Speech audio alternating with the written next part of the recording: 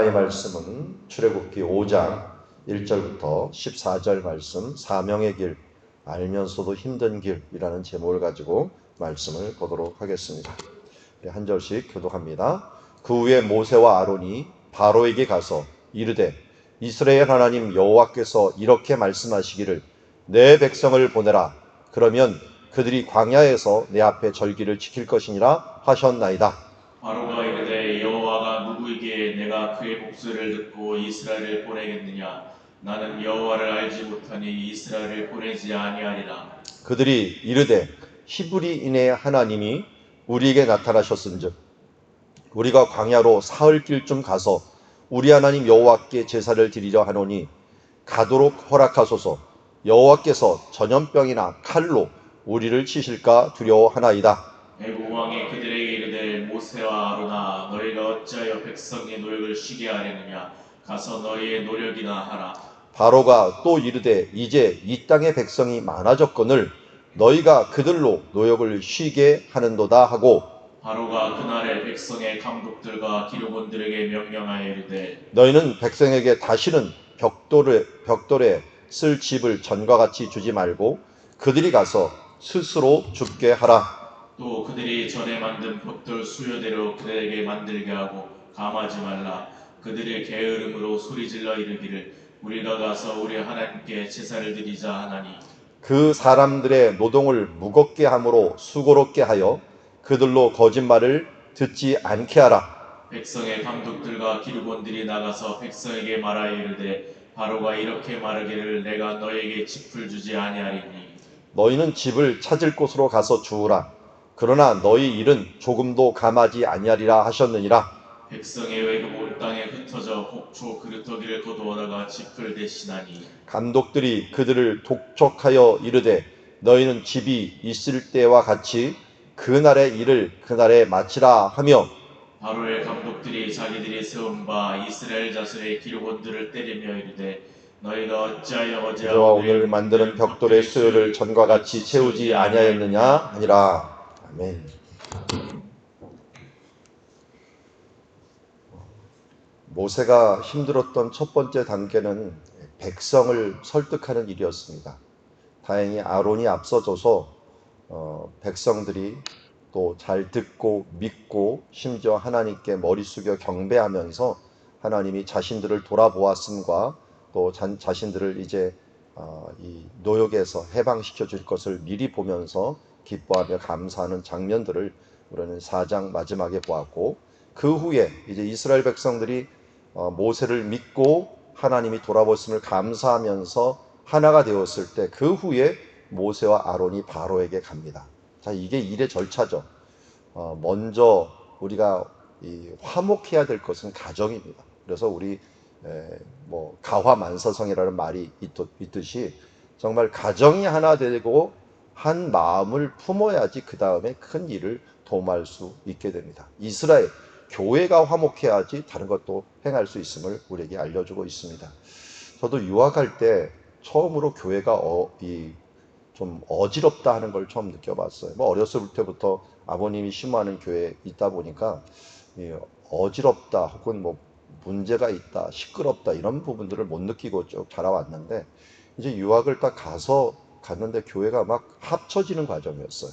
그 당시에 한 세 교회가 합쳐지는 과정에서 누가 담임 목사가 되느냐를 가지고 정말 선거도 하고 뭐 여러 가지를 하면서 신경전이 벌어지면서 되려고 하는 사람, 또 밀어내려고 하는 사람, 이런 가운데 보니까 유학 갔는데 이게 유학이 아니라 교회가 어지러우니까 이 공부 자체를 못 하겠더라고요. 머리가 좀 혼란스러워 갖고, 삶이 교회 중심인데 그게 안 되니까 문제가 크게 되더라고요. 그래서 저도 어떻게든 뭐 간지 얼마 안 되지만 운영위원도 되고 해갖고 어떻게든지 교회를 세워갖고, 그때 이제 담임 목사님을 추대하고, 그 추대하던 목사님이 지금도 담임 목사님을 하고 있으니 벌써 몇 년이, 한 25년 가량을 심호하시는 것 같아요.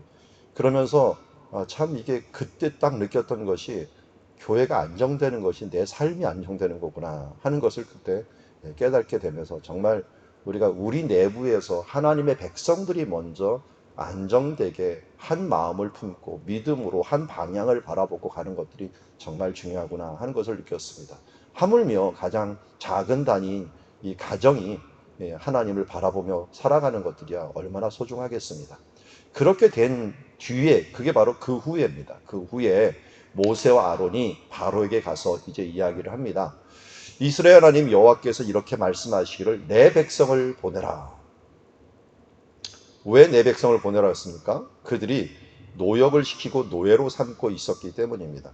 근데 사실은 이 일은 요셉이 명령했던 일이기도 하고, 요셉이 너희들은 반드시 그 땅으로 돌아갈 것이다 라고 이야기하면서 죽을 때 유언을 했고, 그 무덤이 아마 이스라엘 집들 가운데 있었을 거예요. 그러면서 사람들이 요셉의 무덤을 보며, 그 무덤도 완전히 장사된 게 아니라 언제든지 꺼낼 수 있도록 아마 드러나 있을 것입니다. 그래서 나중에 출애굽할 때 요셉의 뼈를 가져가는 모습을 보면은, 그것을 보면 이스라엘 백성들, 우리는 여기에 이 땅이 우리의 땅이 아니라 여기는 우리가 나그네다 하면서 지속적으로 400년을 기다려왔지만 여전히 돌아가지 못하고 있었는데, 모세가 드디어 등장을 하면서 내 백성을 보내라 하면서, 그러면 그들이 광야에서 내 앞에 절기를 지킬 것이라 하셨나이다 하면서 누구의 명령?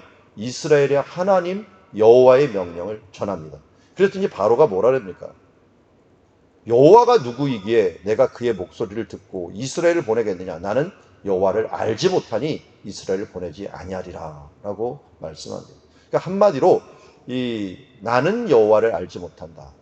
나는 너희들이 신하고 너는 상관이 없다. 여기서부터 이제 뭐가 되냐면 신과의 전쟁이 됩니다. 신과의 전쟁. 왜냐하면 모세는 하나님이 여호와께서 보내라 그랬는데 나는 그가 누군지 모른다 하면서 여호와를 대적하는 게 되죠. 그러니까 우리가 예수의 이름으로 나아가면 이 세상은 누구와의 싸움이 되는 거예요? 나와의 싸움이 아니라 예수님과의 싸움이 되는 거예요. 마찬가지죠. 우리가 대사가 만약 어느 나라에 가갖고 일을 하면은, 우리 대한민국의 이름으로 가면은 누구의 이름으로 가는 거예요? 결국 우리 전 국민의 이름으로 가서 일을 하는 거예요.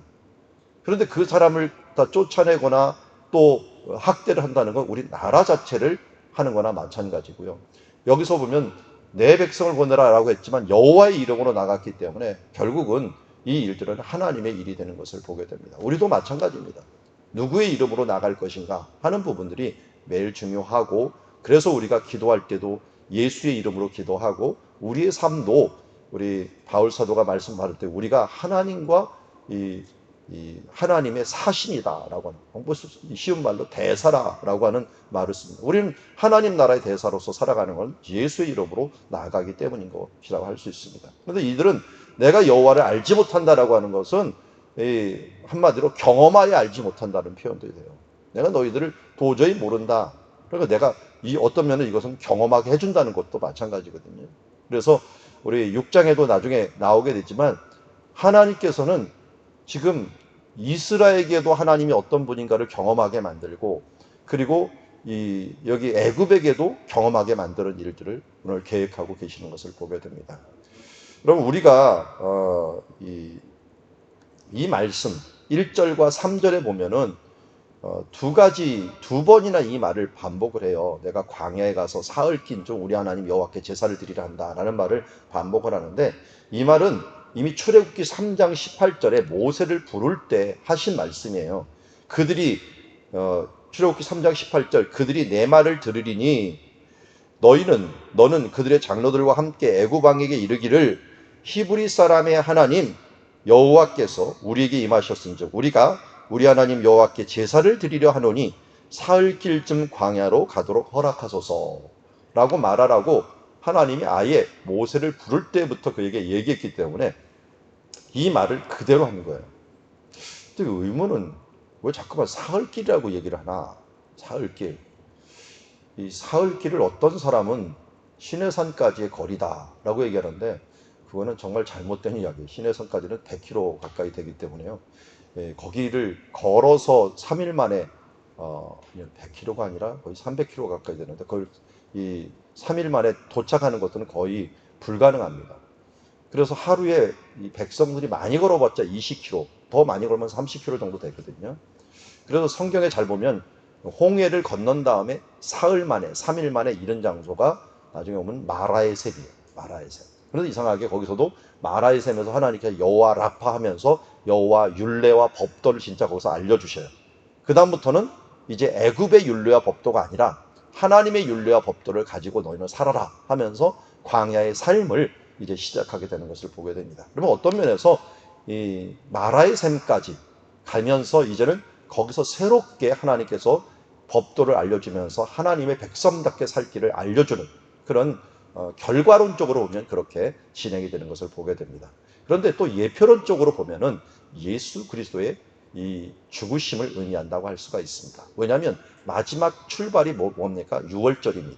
6월절 어린 양의 보혈이 있은 다음에 3일 만에 부활하신 것처럼 이스라엘 백성들이 3일 만에 마라의 샘에서 눈이 바뀌고 이제 사상이 바뀌고 출발한 것처럼 우리가 새로운 세계를 출발한다라고 하는 면에서는 나흘, 하루, 이틀, 사흘, 이 나흘이라고 하는 표현이 이제 출발할 때 사흘길, 나흘이 아니죠. 사흘길이라는 3일만이라고 하는 것들이 그런 면들을 우리가 포함하고 있다라는 것을 알 수가 있습니다.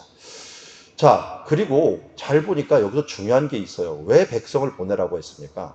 1절에 보니까 절기를 지킨다고 얘기를 했고요. 3절에 보니까 뭐 하더라고요? 제사를 지킨다, 제사를 드린다라고 합니다. 자, 이것은 무엇으로 제사를 드린다는 건 예배한다는 거죠. 그러니까 하나님의 백성을 부르신 목적이 뭐냐? 하나님이 직접 말씀하시는 거, 예배하기 위하여. 그리고 이사야서에도 마찬가지죠. 내가 찬송을 받기 위하여 너희를 창조하였다라고 얘기합니다. 그러니까 우리가 오늘 이렇게 아침에 모여서 함께 예배하고 찬양하는 것은 하나님께서 우리를 부르신 목적이기도 합니다. 그래서 천국 가서도 우리는 예배하며 즐거워하는 것이 우리의 최고의 목적일 것입니다. 그래서 우리는 이 땅에서 자꾸 연습하면 어떻게 돼요? 천국에 가면 아주 익숙해져요. 제가 가끔 얘기하는데요. 이스라엘에 맨 처음 도착했을 때 제가 굉장히 익숙했어요. 왜냐면 도로판이라든지 사람들이 말하는 모든 모습들이 그 전에 뭐 공부해 간 것도 있지만 더 익숙한 건 지명들이었어요. 거기는 지명을 다 성경 이름을 쓰더라고요.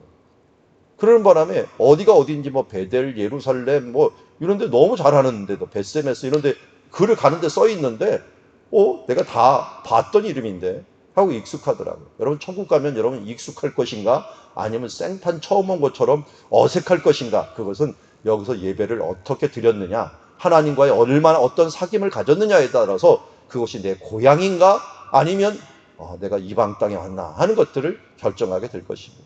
오늘도 우리가 하나님과 교제하면서 온전한 예배를 하면 사는 것과 죽는 것이 차이가 없어요. 살아도 주님과 함께, 죽어도 주님과 함께, 살아도 하나님을 찬양, 하나님께 예배, 죽어도 하나님께 예배, 살아도 하나님께 영광, 기쁨, 또 죽어도 하나님께 영광이요, 하나님의 큰 기쁨, 더 큰 기쁨으로 하나님께 드려지는 삶. 이것이 우리의 예배자의 삶이요, 우리가 바로 그리스도인으로 하나님의 부르심을 받은 자들의 삶인 줄 믿습니다.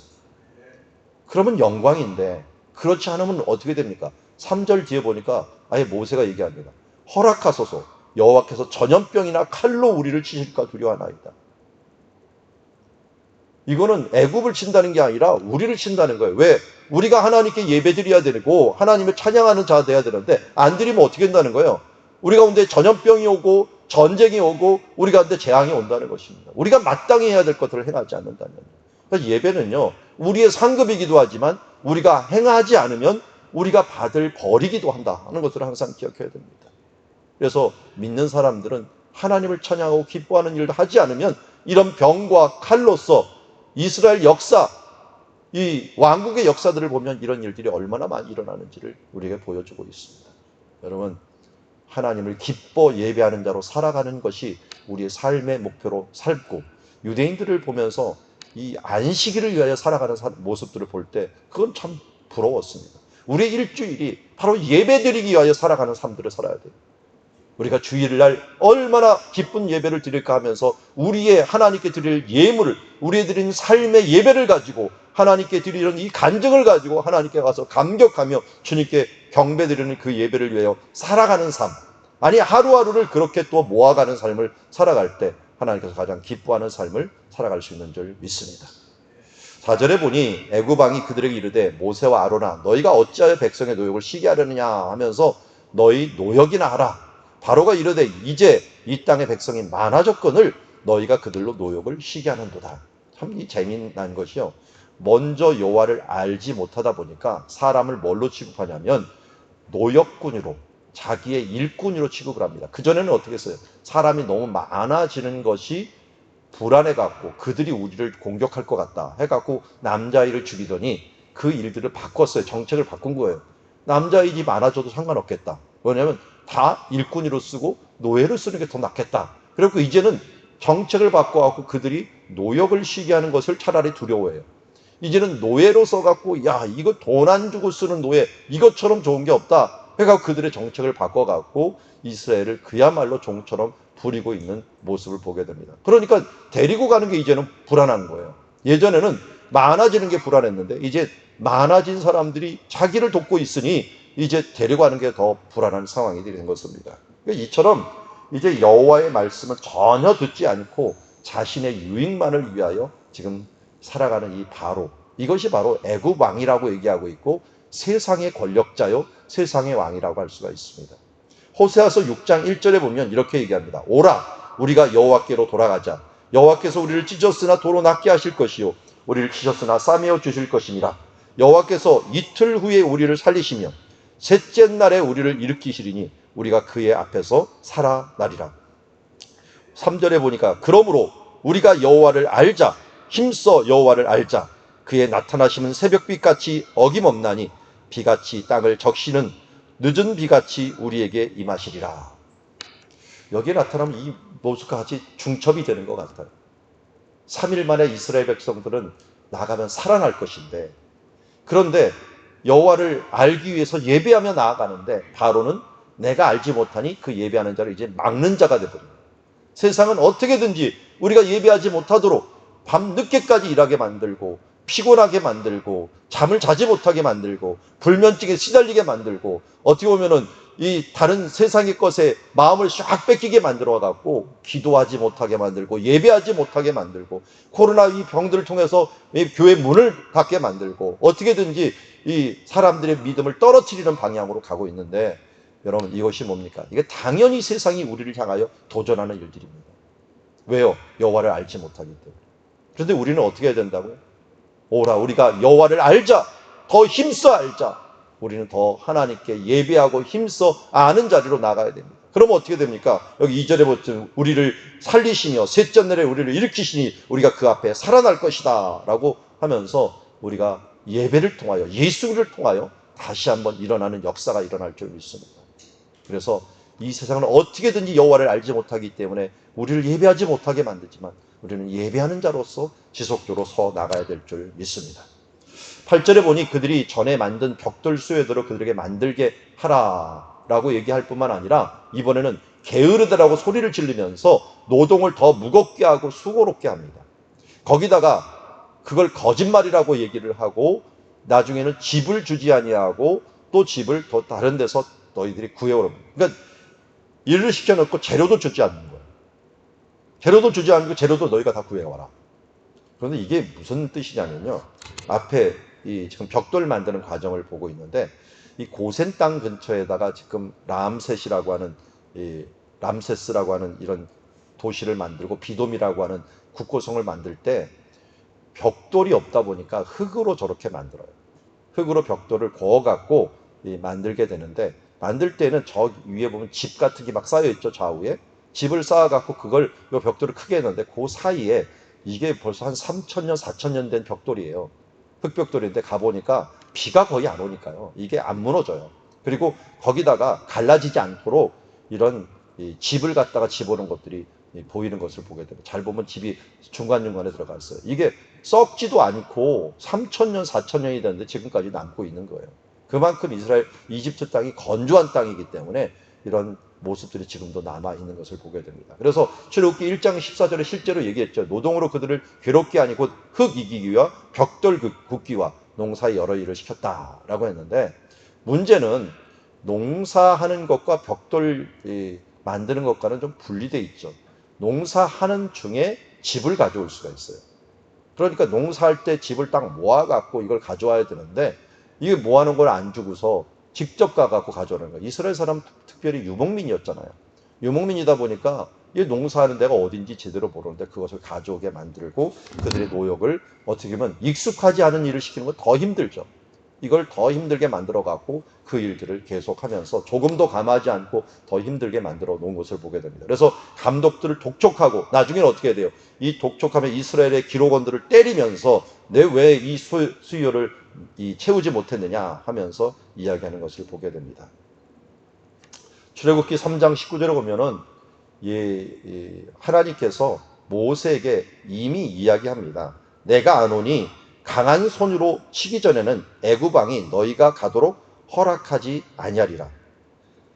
이 말씀을 하고 4장 21절에서도 또 얘기합니다. 여호와께서 모세에게 이르시되 내가 애굽으로 들어가거든 내가 내 손에 준 이적을 바로 앞에 다 행하라. 그러나 내가 그의 마음을 완악하게 한즉 그 백성을 보내주지 아니하리라 라고 이야기합니다.